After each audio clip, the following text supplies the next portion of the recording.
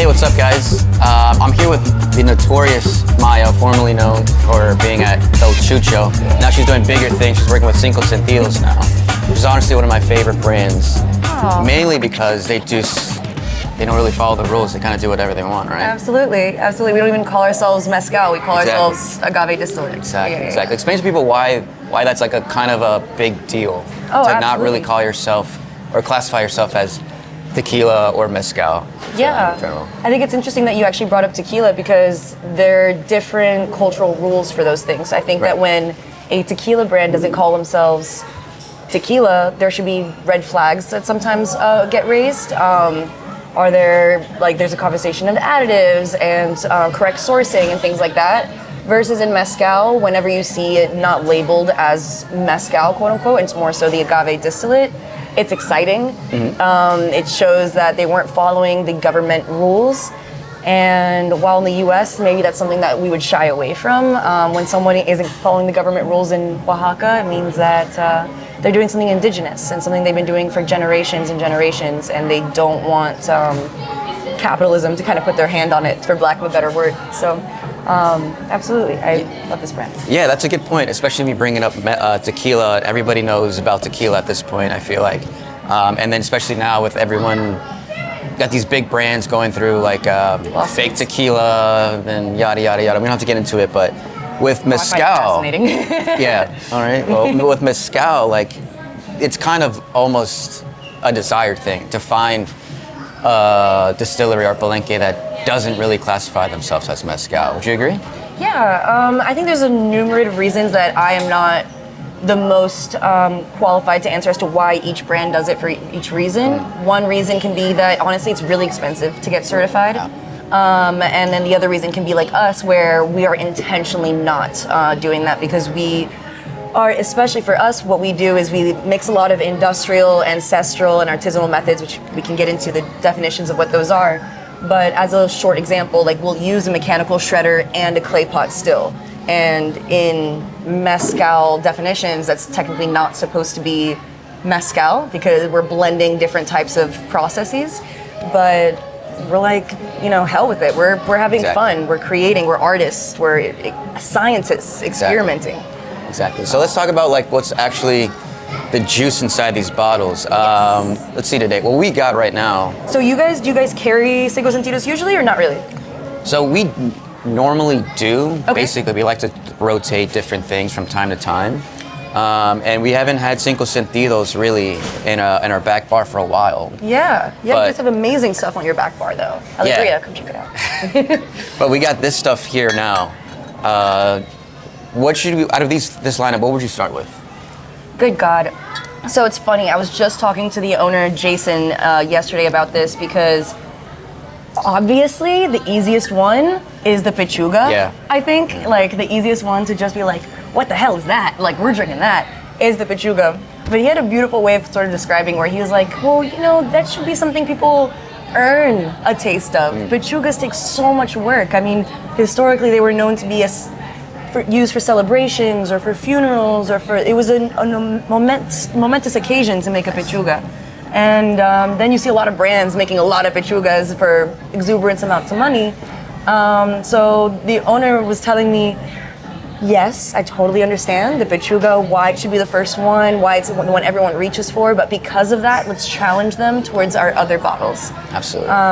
Now, you brought it up that it's such a big deal because there's a lot of bottles. You have a couple with animals or pechuga in general. A lot of people just see the animal and are oh, that's just a cute little artsy thing or cute little design. But with pechuga, explain to people what that actually is. Absolutely. So all of our labels have some sort of definition as to what's happening inside the bottle. In terms of the pechuga, it's the most fascinating one. People always ask what's going on, why is there chicken on the bottle? Essentially, you are kind of fat washing inside of the still. In agave production, you do 2 distillations for the most part, and then in pechuga style, typically you'll add a 3rd distillation, where inside of the still, you'll have the mash at the base, and then you'll have the pechuga kind of hanging at the top with the feathers taken off. And as the still heats up, the grease from the pechuga starts to be extracted and dribbled down into the distillate. And that grease acts as an aceite, as an oil, essentially, and a bonding agent for what are, in this case of this bottle, the mole poblano. We've done a minero before, we've done the frutas rojas, which is a really popular one. I see on your back bar you guys do have the Yubal pechuga de frutas rojas is also another one. This is being used for the bonding agent of those fruits, of those moles, of all of that. Yeah. So I mean, we started with the funky stuff. How about the more like Demure? It's just the more chill stuff that. Absolutely. Well, I don't think that any of our stuff can be classified as chill. I think we're really, really, really spoiled that we can consider this stuff as chill. For one, let's see which one we have in front of us. We'll talk about tobala first. Tobala, in general, is one of those plants that is on the smaller side. It takes maybe like, on average, sometimes it'll be more, but 8 to 12 years to mature. The tobala is the smaller one of the plants. So they yield little sugars to making the actual mezcal. This one is made by one of the mezcaleros in our group. We work with 5 mezcaleros on average, 6 at times. And this is Lalo. Lalo and his father run a distillery, and he's sort of starting to take over for his father a little bit. And he has beautiful traditions in making mezcal that I love seeing over and over again in his bottles. One of the more beautiful ones is that he always invites his neighbors, his friends, his family to join in the milling process. So after the agaves are cooked, they take them out and then they all hand crush them, like neighbors, families, everybody, and they make it a community activity. Nice. Which I find just beautiful. It's something that I hope that other people can see as a true, I don't know, like you're tasting somebody's hard work, you're tasting somebody's family expressions and all of that. So I really, really adore that. Another thing that's wonderful about Cinco Sentidos, you'll notice that compared to other mezcal bottles, we don't necessarily have an ingredients list. We have everything kind of laid out in quote unquote layman's terms in like a paragraph storytelling form. And we do that so it's a little bit more digestible, and that's what got me falling in love with the brand at first. I didn't know much about mezcal, and I was a server in a mezcal bar and I had to sell it. So I would just turn over the back of these bottles, read through it once, 2 times, try and remember a couple of things, and then just give the spiel back to a bunch of customers, and that's how I would basically make my money. In the case of this one, we are going to just talk about how I read these bottles. I always start with the bottom part because it'll show the still. Yeah. So we're using a copper alembic still, double distilled. Then I go up a little bit. In this meaty part right here, I'll usually find the fermentation. So we're seeing Sabino cypress tanks were used in the fermentation. And I'm just checking to see if it says if it was a dry and wet. It does not say, but yeah, it does. Dry and wet fermentation. And then wooden mallets to be crushed. As I said, it's his family that's helping crush the agaves. So crushing the agaves by hand is an ancestral method. Using copper alembic stills is an artisanal method. So again, just in this bottle of its own, you're seeing the blending of different production styles. Awesome. Do you have any questions so far as to what we have? I don't know. I think just at this point, it's just trying what do we have and if it's good or not. Let's do it. It's just one the Tobola, right? Yes, this is a Tobola. I'm going to pour baby pours because I am known to have a heavy hand and getting people really messed up. If you've been to Mexico in a Bottle after party at Chucho, then my fault. My bad. Yeah. That's plenty. You're also a star member of that. Yeah, I mean, I was there. I was there for a while, and it was fun. It was a really good night. Oh, thank you. Salud. Yeah, salud. Cheers.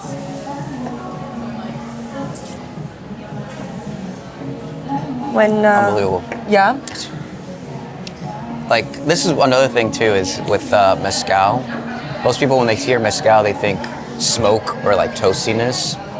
One thing I love about this brand, you really get all the expressions of the maguey, of the maguey or the agave, and you can get new flavors that you couldn't even imagine. Absolutely. What mezcal or even tequila would taste like. I mean, this is hot, pretty high in proof as well. It's almost 50%. So that is something at home, if you're watching this, it's something I love talking about is when we're first cracking open a bottle, it is going to come off a little hotter, just like your wines. It should breathe a little bit.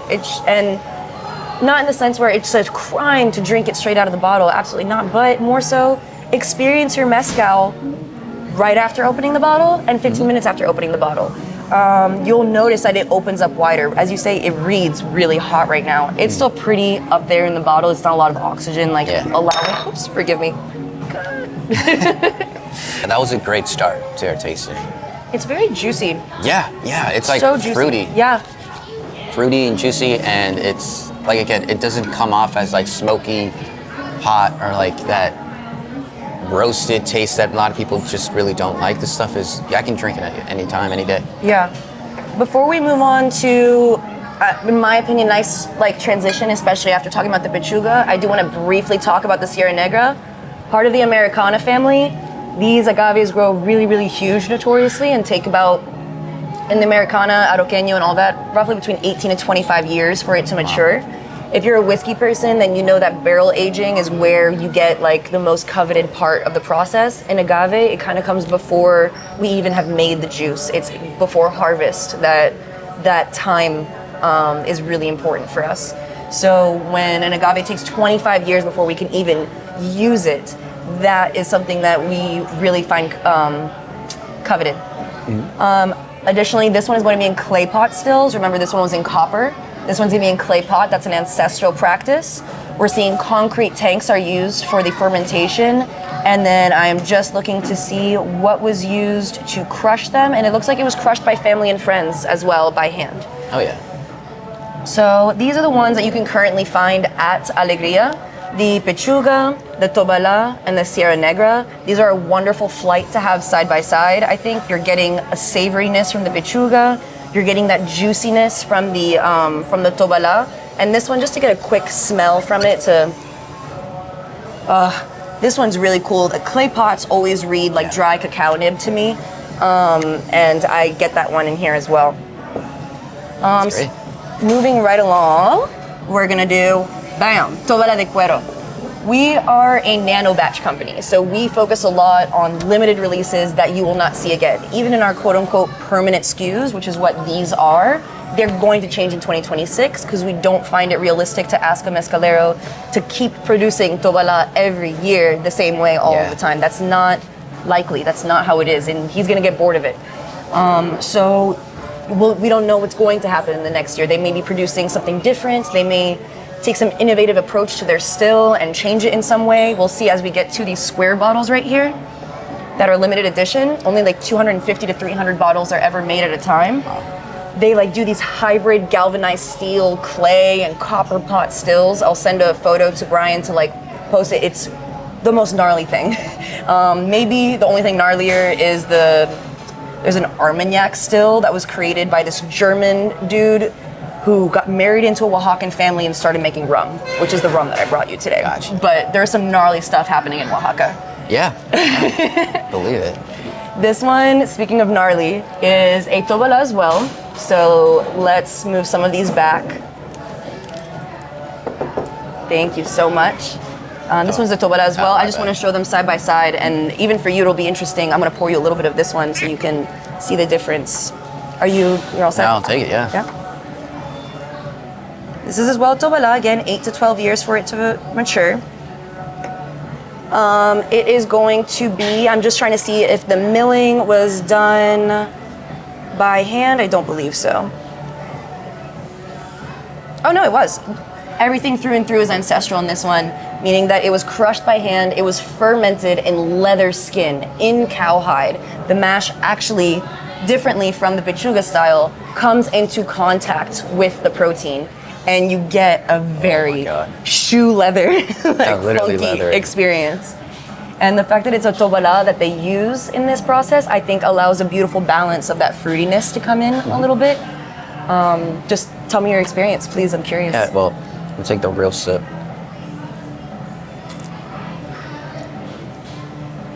Yeah. You get that leather belt. I don't want to sound like There's no wrong grotesque answers about it, but no, do it. It is grotesque. But it's incredible. And you don't get that, like, I don't know, it's just not, it's just so balanced at the same time. It's so balanced and clean, smooth. It's just a rich bold taste. It's amazing. So let me ask you this. Do you think a non-mezcal drinker could still find the beauty in this bottle? Yeah, because it's like, a vodka drinker, a gin drinker? Absolutely. I mean, it's Yeah. so clean. I mean, it's definitely bold, and it's something if you want to something you want to just try like out of curiosity, it'd be great. But it's well flavored Absolutely. drinks. Like it's well flavored spirits. You know, they don't burn at the back of your mouth, or they don't taste like gasoline. Yeah, they're yeah, just yeah. honestly like just full flavored, balanced spirits. I mean, this is stuff I can literally drink on its own, Yeah. or put in a cocktail, maybe put a little ice over it. But it's just stuff. It's so clean. It's beautiful. It's literally beautiful. It's literally beautiful. I literally agree. beautiful I agree in your. wholeheartedly. Oh, it's great. And to your point of cocktails, I think what these do is they inspire me towards cocktails. Right. These are obviously at a price point that at your home liquor store or at the bar, a pour of this is not going to be something that makes you want to shoot it and do another one or throw it in a margarita or anything like that. They are very pricey. But the thing that I want people to remember is for the care and for the artistic nature and for the scientific experimentation that they're doing, you will not find any other spirit, especially in whiskey and wine, that takes this level of creativity, this level of Absolutely. transparency at this price point. It doesn't happen. I think that agave and sugarcane spirits have a beautiful, beautiful anthropology about them as we dive deeper into them. So I don't want this to be something that people get scared of because Absolutely. it's expensive and mezcal is supposed to be affordable and da-da-da-da. Yeah, but it's weird and it's cool and you're creating a memory out of it, Exactly. you know? Very well said. Anyways, let's move on Shall to the rum. Actually, let me ask you this. We'll leave it up to you so I don't pour both and we can, oh, forgive me, be conscious of time. We have 2 from the Mixteca line. These, we have 5 total SKUs of these, but they come out every 4 to 5 years or so. We go into the mountains of Puebla and see what is wildly growing. Yeah. In this case, we had Azul, so the blue Weber agave. We had Papalome, which is Tobala again. We had Pizzora, which in Puebla is that's what they call Tepextate. And then they had an ensemble, I believe it was Azul Papalome. And it's beautiful. They had all of these fascinating agaves that were growing wildly out there. They had a husband and wife duo harvest one batch, and then they had Delfino harvest another batch. The Papalome is, like I said, a Tobala that is glass rested for a year. That's what that label is sort of referencing. Glass resting compared to barrel aging, no, you're not imparting the flavors from the glass. That's not what the point is. You're giving quite literally the particles that just came off the still time to rest, time to mellow out. They were super volatile and excited coming off of the still, and they need time to mellow with each other and marry into each other and rest. There's also something to be said about creating a uniform space where the liquid space and the air is the exact same and it's not coming into contact with any ambient spontaneous bacteria or anything like that for a year. And then the next one that I brought with me is the Pizzora, so that's the Tepextate. Has a little bit of like, so as we talked about the Tobala, a little juicy, red fruits. Pizzora, Tepextate, in our case, still very approachable and palatable compared to other Tepextates that are like a punch in the face. But there's like a little funkiness on the finish, like a Parmesan rind or something like that. Is there one that speaks to you more than the other that you want to try today? I want to try the bolder one. This one? Yeah. Let's do it. So this one is going to be by Delfino. It's going to be 3-plated copper still. And then the one that I am not pouring right now is the Papalome glass rested, and that one's by husband and wife duo, Laura and Atello. And they use a hybrid galvanized steel, clay pot, and copper serpentine. So really cool. So basically what you're saying with these bottles is that the agave or just whatever they're distilling with is literally just coming from like untouched land. Completely. Just stuff that's being grown out in the wild, like Mother Nature at its best, and just finding whatever looks cool. Or I don't know how exactly That is they select. exactly it. They select their The product. Quixote looks like it's going up on that one. Ready to cut down. Yeah? Let's and do it's just, let's see what happens. Let's see what All right. happens. Literally, let's see what happens. You know, it's very everything con calma. down there. Con calma. You know, Again, this one's really comes off really juicy too. really juicy as well. Yeah. This entire line, if people before have tasted the square bottles in previous years, the Pichuamel was a funky, gorgeous one. The Pechuga de Azul was one of my favorites. I still cry if I smell that bottle. These ones are a lot more approachable in a lineup. Yeah, so, definitely. Yeah, absolutely juicier, a little sweeter even. Sweeter.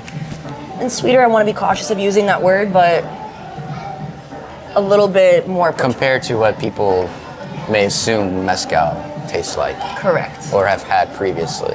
Correct. Amazing. All right, let's see. How do we feel? I feel like I have just one. Do you want to continue? Do you want to Just do the rum. Let's do the rum? Get your rum in here and go? I don't even see shit. All right. You ready? I'm always ready for rum, but when I ever see this bottle, first of all, how do you even pronounce them? Alembique Serrano. Alembique Serrano. Yes. They are, I would say, I guess they're known for having like basically overproof rum. Really, really hot, but it's also incredible, great tasting stuff. Because you get that agave taste sometimes in these rums. Yeah, it's funny. I've definitely had people say that they taste it tastes like mezcal to them. Yeah, I get that. I get that. Some of their line, you get all those rich flavors, but it's also It's sugarcane still for sure. Yeah. Absolutely. I saw you guys carry the charanda, the Urupan charanda. Yeah. Yeah. So that's that was I think that one in the Paranubis were maybe my first introduction to Oaxacan rums, and the banana was the first thing that I got in every single one of them. Just plantain, banana. Like I was like, whoa, what is going on here? Yeah.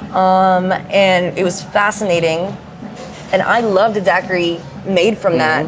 Unfortunately, though, guests on average, right? If I made them a daiquiri or a mojito using that, they were a little confused because that's not in their minds what they were thinking of. It comes off really like rum agricole. Totally. To a lot of people, and I can totally understand how they get that flavor profile as well. Absolutely, and I got a lot of my intrigue in mezcals that in the fermentation, Paloma is or from Nuevo León, or I think you have the Pecho Tierra from Nuevo León as well. Yeah, and that one is fermented with 60% pulque instead of water, and it gives off this weird rum agricole like funkiness to it. That it's like these elements were all pushing me in the direction of rum. Right. And I found out that the owner of Cinco Sentidos started Alembique Serrano. And to your point of that high proof, that is what Cartier 30 is referencing. So here in the US, we have, ABV from 0 to 100 is the scale. Cartier, now please don't 1,000% quote me, do your research, fact check it, but I believe the scale's from 10 to 60 or 50, or 10 to 50, something in that range. And that's how they measure ABV locally. So down in Oaxaca, down in Mexico, they would, in aguardiente stores, by town, essentially, each town was, from my understanding, known for, town is known for aguardiente Cartier 15. This town is known for Cartier 30. And when the owner found out that in this town they were known for Cartier 30, that's what they represent, that's what they've always been making down there, he really wanted to make sure that he created a permanent SKU at a really wonderful price that represented that space. And Cartier 30, what does that mean? In this case, 71.4% ABV, which is so fun. Start a fire with that. Absolutely. But what's phenomenal about this is that you still get all the complexies in this one. Let's see. I'll be the judge. You'll be the judge. In a daiquiri at 1 half, stunning. Little snackery. Yeah. Stunning. Stands up so strong. I have to pour myself a tiny little baby one of that one because I'm low. But she is absolutely wonderful. As I was kind of alluding to before, the company started with this German refugee who actually moved to Oaxaca, and to get like little side jobs here and there, he started fixing things, doing repairs, and he came upon a still, as the story goes, and he did a repair on it, which leads people to think that maybe he does come from some distilling background back in Germany, but we don't know that.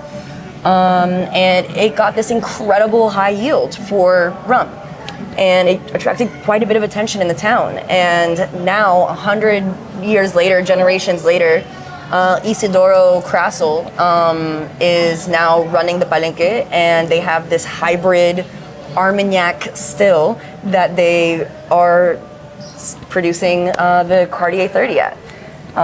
So they actually like set it already at Cartier 30 at that proof, and it comes out to proof at Cartier 30. They also do pot stills, so you'll see in their 3-year, it's a combination of the Krasl and pot still, which is a lovely, again, experimental quality that they do. Their caves are like in this like super, like where they actually do the aging is like these new French oak barrels deep in these caves. It's really freaking sick.